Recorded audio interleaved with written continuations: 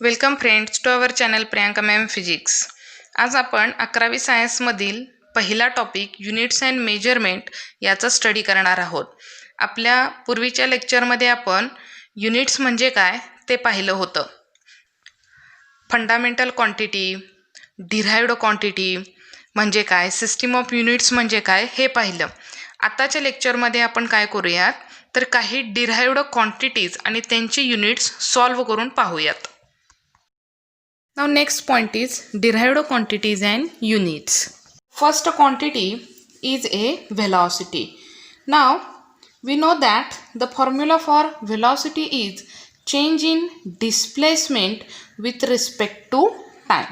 Okay, change in displacement with respect to time. Now we have to calculate the unit of a velocity. आपल्याला काय करायचे, velocityचं unit find करायचे. व्हेलॉसिटीचा formula काय, change in displacement with respect to time. आता displacement related to length, अंतर आहे आणि आपण अंतर कशामध्ये मोजतो, it is measured in a meter. आणि टाईम कशामध्ये मोजतो, सेकंड. म्हणजे व्हेलॉसिटीचं युनिट काय झालं, मीटर पर सेकंड. याला आणखीन एका पद्धतीने लिहितात, मीटर सेकंड रेस टू -1. आता हे कसं आलं तर हा सेकंड डिनॉमिनेटरला आहे, याच्या डोक्यावर काही नाही म्हणजे एक पॉवर आहे, +1 आहे. आणि तुम्ही त्याला ज्यावेळी डिनॉमिनेटरकडून न्यूमरेटरकडे शिफ्ट करता त्यावेळी त्या +1चं -1 होतं. म्हणजे ती व्हॅल्यू कसं दिसणार, s⁻⁻1. याला वाचताना कसं वाचतात, मीटर सेकंड इन्व्हर्स. म्हणजे -1 जे डोक्यावरती आहे त्याला इन्व्हर्स असं म्हणायचं. म्हणजे कसं वाचणार आपण, मीटर सेकंड इन्व्हर्स असं म्हटलं जातं. ठीक आहे. नेक्स्ट क्वांटिटी आपण पाहूया, ॲक्सिलरेशन. ओके, ॲक्सिलरेशनचा फॉर्म्युला काय आहे, what is mean by the acceleration. Acceleration is change in velocity with respect to time. What is mean by the acceleration, change in velocity with respect to time. मग आपल्याला काय करायचं आहे, ॲक्सेलरेशनचं unit find करायचं आहे. आपण व्हेलॉसिटीचं ऑलरेडी युनिट फाइंड केलेलं आहे. व्हेलॉसिटीचं युनिट काय आलं होतं मगाशी, meter per second divided by हा टाईम आहे. आणि टाईम आपण कशामध्ये मोजतो, वेळ आपण कशात मोजतो, सेकंडमध्ये. ठीक आहे. हा मीटर डिवायडेड बाय सेकंड आणि हा सेकंड झाला, म्हणजे सेकंड इंटू सेकंड काय झाला, सेकंड स्क्वेअर झाला. म्हणजे आपल्याला एक्सेलरेशनचं युनिट काय मिळालं, मीटर पर सेकंड स्क्वेअर मिळालं. ठीक आहे. नेक्स्ट डिराइव्ड क्वांटिटी बघणार आहोत आपण, फोर्स. फोर्सचा फॉर्म्युला काय आहे, force is equal to mass into acceleration. ठीक आहे. आता मास कशामध्ये मोजलं जातं तर मास किलोग्रॅममध्ये मोजलं जातं. मास कशामध्ये मोजतात, किलोग्रॅममध्ये. पण ॲक्सिलरेशन म्हणजे कोण रे, आपण आत्ताच पाहिलं होतं. ॲक्सिलरेशन म्हणजे काय, change in velocity with respect to time. आणि व्हेलॉसिटीचं युनिट आपण आत्ता फाइंड केलं होतं, काय आलं होतं ते, meter per second divided by हा परत टाईम आहे त्याचं परत काय आलं, सेकंड. पण व्हेलॉसिटीचं युनिट काय आलं होतं आपण, मीटर पर सेकंद आलं होतं. किलोग्रॅम हा मीटर डिव्हायडेड बाय सेकंड आणि हा सेकंड आला is equal to kg into metre per second square. This is the one another unit. पण kg meter per second square हे जे युनिट आहे याला दुसऱ्या भाषेमध्ये न्यूटन असं सुद्धा म्हटलं जातं. म्हणजेच फोर्स हा न्यूटनमध्ये सुद्धा मोजला जातो. आणि दुसऱ्या एका पद्धतीनं फोर्सचं काय करूया, युनिट फाइंड करूया. फोर्स म्हणजे कोण तर mass into acceleration. Mass into acceleration. Okay. Mass कशामध्ये मोजतात, it can be measured in kilogram. आणि ॲक्सिलरेशनचं युनिट आपण जस्ट आत्ता फाइंड आउट केलं होतं, मीटर पर सेकंड स्क्वेअर. म्हणजे आपण डायरेक्ट व्हॅल्यू लिहितो, लक्षात ठेवा. मग असं जर झालं तर kg meter per second square it is the unit of force. आणि याला दुसऱ्या भाषेमध्ये न्यूटन असंही म्हटलं जातं. तुम्ही फोर्सला न्यूटनमध्ये पण मोजू शकता आणि kilogram into metre per second square या युनिटमध्ये सुद्धा मोजू शकता. Next derived quantity, it is a work. Okay. वर्कचा फॉर्म्युला काय आहे, work is equal to multiplication of force into displacement, किंवा तुम्ही असंही म्हणू शकता product of force into displacement. ठीक आहे. आता फोर्स म्हणजेच कोण, मास इंटू ॲक्सिलरेशन, आणि डिस्प्लेसमेंट आपण यासनं डिनोट केलं. आता फोर्सचं युनिट आपण ऑलरेडी फाइंड आउट केलेलं आहे. काय आहे ते, kg meter per second square, आणि डिस्प्लेसमेंट अंतर आपण कशामध्ये मोजतो, मीटरमध्ये. ओके, म्हणजे kg meter square per second square. It is the unit of a work. हेच दुसऱ्या भाषेमध्ये कशामध्ये मोजलं जातं, it is measured in a joule. म्हणजे आपण वर्कला कशामध्ये मेजर करू शकतो, जूलमध्ये सुद्धा मेजर करू शकतो. नाव next derived quantity is a pressure. Okay, प्रेशरचा फॉर्म्युला काय आहे, pressure is equal to, it can be denoted as a P, and there formula is force upon area. प्रेशरला आपण फोर्स अपॉन एरिया या फॉर्म्युल्यानं पण मेजर आउट करू शकतो. फोर्सचा आपला फॉर्म्युला काय आला होता रे, आपल्याला युनिट फाइंड करायचं आहे कुणाचं, प्रेशरचं. तर फोर्स आपण कशामध्ये मोजतो, kg meter per second square, आणि एरिया कशामध्ये मोजला जातो, एरिया मीटर स्क्वेअरमध्ये मोजला जातो. ओके, हा मीटर आणि हा मीटर काय झाला, कॅन्सल झाला. म्हणजे आपलं युनिट काय आलं, kg per meter second square. Okay, this is the unit of a pressure. ठीक आहे, या पद्धतीने आपण प्रेशरचं युनिट फाइंड आउट करू शकतो. नेक्स्ट पॉईंट आपण पाहणार आहोत, plane angle. It can be denoted as a d theta. तो कशानं दाखवला जातो, डी थिटानं दाखवला जातो. What is mean by the plane angle, it is the ratio of arc length to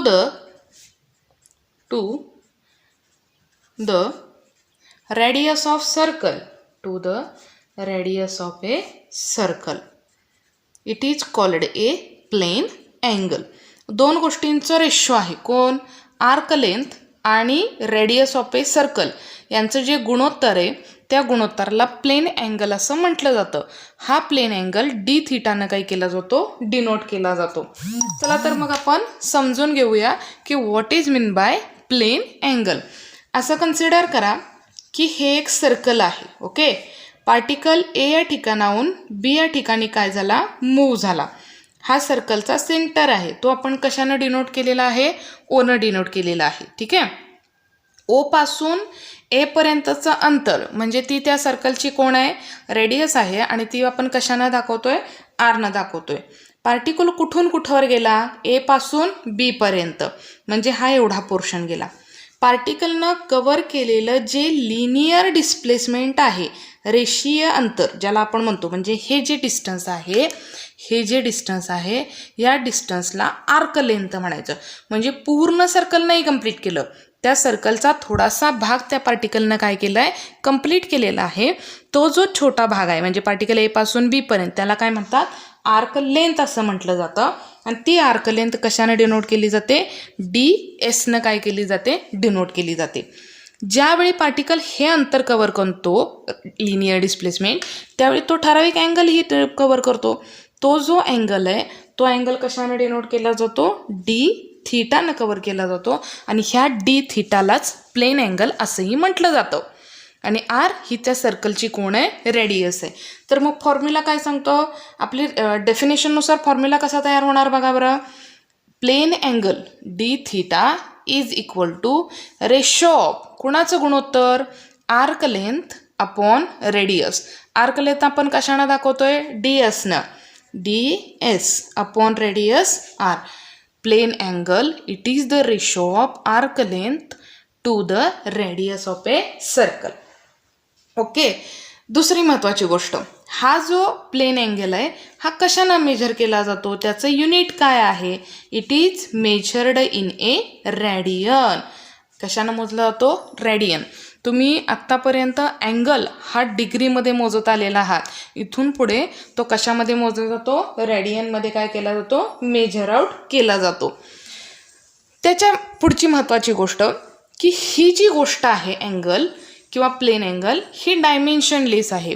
आता तुम्हाला डायमेन्शनलेस म्हणजे काय नेमकं समजलं पाहिजे. डायमेन्शनलेस म्हणजे नेमकं काय ते तुम्हाला थोडंसं सांगूयात.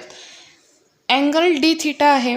Okay, d theta is equal to d s upon r. R हे काय आहे? पार्टिकलनं कवर केलं डिस्टन्स आहे आणि आपण डिस्टन्स कशात मोजतो? It can be measured in a meter. R काय आहे? रेडियस आहे आणि रेडियस पण कशात मोजली जाते? मीटर. म्हणजे मीटर मीटर काय झाला? कॅन्सल झाला. काही शिल्लक राहिलं का? काहीच नाही, म्हणजे 0 आहे.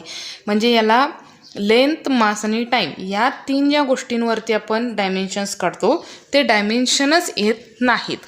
आपण डायमेन्शन्स ही जी क्वांटिटी आहे ती पुढं जाऊन शिकणार आहोत, त्यामुळे इथं जर ती समजली नाही तर काळजी करू नका. समजा की पार्टिकल सर्क्युलर मोशन काय करतोय? कंप्लीट करतोय आणि आपण काय सांगतोय की तो ए या ठिकाणाहून कुठं गेला? बी या ठिकाणापर्यंत गेला. तर आपण रेडियस आर न डिनोट केली. पार्टिकलनं कव्हर केलेलं जे अँग्युलर डिस्प्लेसमेंट आहे ते आपण कशानं दाखवलं? थिटानं. आणि जे लिनियर डिस्प्लेसमेंट आहे म्हणजे जे आर्क लेंथ आहे ती समजा जर आपण यसनं दाखवली तर आपलं इक्वेशन कसं दिसेल? Theta is equal to s divided by R.